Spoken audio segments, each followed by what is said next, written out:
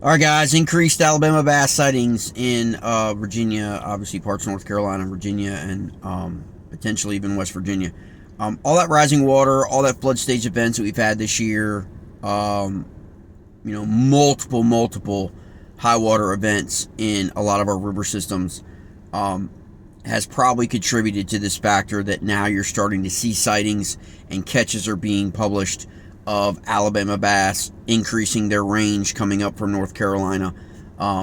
These bass have entered Virginia through North Carolina.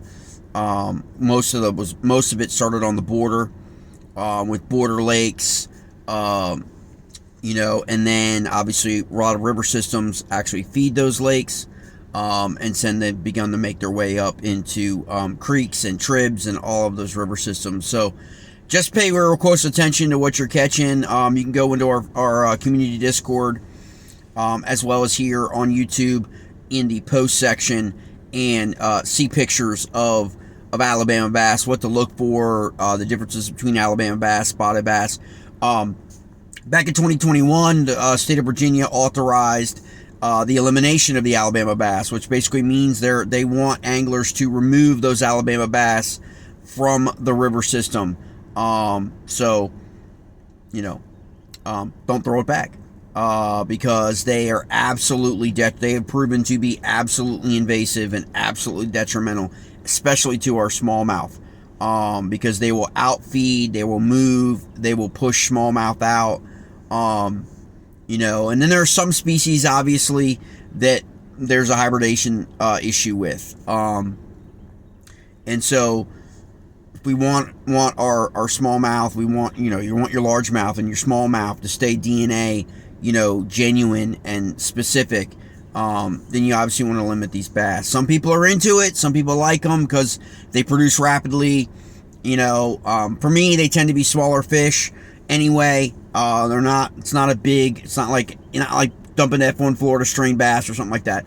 You know what I mean? They do tend to reproduce, but they don't tend to be as big as your northern or even your Florida strain largemouth bass. But people like numbers sometimes.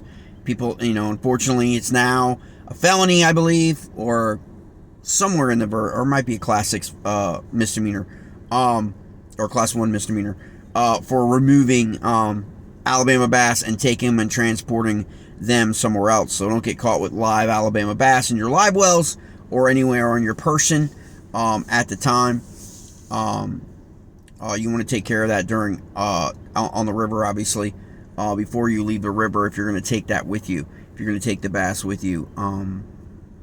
But that's sort of like the guidelines and the parameters set since 2021 is the removal of the Alabama bass, and that's to prevent a lot of the negativity that comes with an invasive species coming in to a river system. This isn't the same as and people have made the argument sometimes about other invasive species, whether it be crayfish and things like that. That becomes a forage for smallmouth, right? And while they will drive other crayfish and impact other crayfish populations, a lot of times that's also contributed to, if you look at the Susquehanna River in Pennsylvania, one of the biggest contributing factors of those bass getting as big as they've gotten, that people talk about all the time, is the rusty crawl, which is an invasive crayfish that wasn't in that river system decades ago. And so because of that abundance and because of their reproduction rate, there becomes more forage in the fishery, and those smallmouth have been able to get bigger and bigger. And what you'll notice a lot about their smallmouth is their smallmouth aren't longer necessarily than your new river smallmouth. New river smallmouth tend to be longer, and they also tend to be weight-wise smaller. Susquehannas tend to be shorter and fatter. And a lot of that stems from the fact they've got a significant amount of forage base in that river system, including the rusty crawl.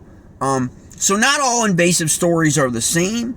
Obviously, some may have a lot more detrimental impacts. Some may have some benefits. But the Alabama bass will absolutely decimate your smallmouth in your river system.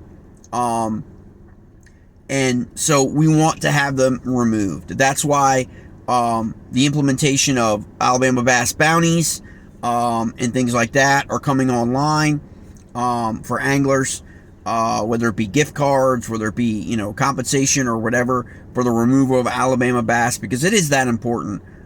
Because a lot of these places cannot sustain. People have seen what has happened. If you're a largemouth angler and you're my age, you remember the heyday of Norman in some of the lakes in North Carolina for largemouth bass. Most of them now have been completely overrun by Alabama bass. And it's a shame because it didn't need to happen. And a lot of that has stemmed from individuals transporting bass and putting them in their local lakes and reservoirs and things like that. And then over time, populations, get impacted. And then people nowadays, when you go online, you go in a lot of chat rooms, people are complaining about the fishing being tougher, or they're not being as many largemouth, or they're not catching as many big fish in their lakes and reservoirs and places like that. Well, this is a prime example of a negative detrimental impact, of Alabama bass, because that's exactly what's happening in the lakes that we know and reservoirs that we already know are growing Alabama bass populations. It is negatively impacting both largemouth bass, and we know it's negatively impacting our smallmouth bass in our river systems. So keep an eye on that. Check out, you can do some searches. If you're interested, there's plenty of YouTube videos out there about the Alabama bass. But we want to do our best. I've always said, kayak anglers especially are basically river keepers, on the water all the time, a lot more than what we can find wait for surveys to come out from the state, which is, dependent upon funding. They're not surveying every river system or every lake and every reservoir. But anglers can actually be the eyes, on these river systems, for locating and documenting and putting a pin on a map, that they could send to biologists to say, hey, here's a picture of an Alabama bass caught here in this location, and they can begin to increase the range and increase the studies and start to make decisions potentially to try and mitigate. They're not going to stop it, but they got to try and mitigate the speed in which a river system or a lake or reservoir is taken over by the Alabama bass. So just keep that in mind. We got waters are coming back down to pretty much normal levels in most of the region. We've got a heat wave coming in the mid-Atlantic, going to be in 100 degrees for a couple days as the rivers come down. So if you come across, take a look at that. Take a look at the pictures. The Virginia has, their Alabama bass program with the envelopes where you could take a snip of the fin and drop it in the mail and send it to them so they can get tested, so they can test the DNA. But in that process, please just go ahead and remove that Alabama bass from the river system. All right, guys.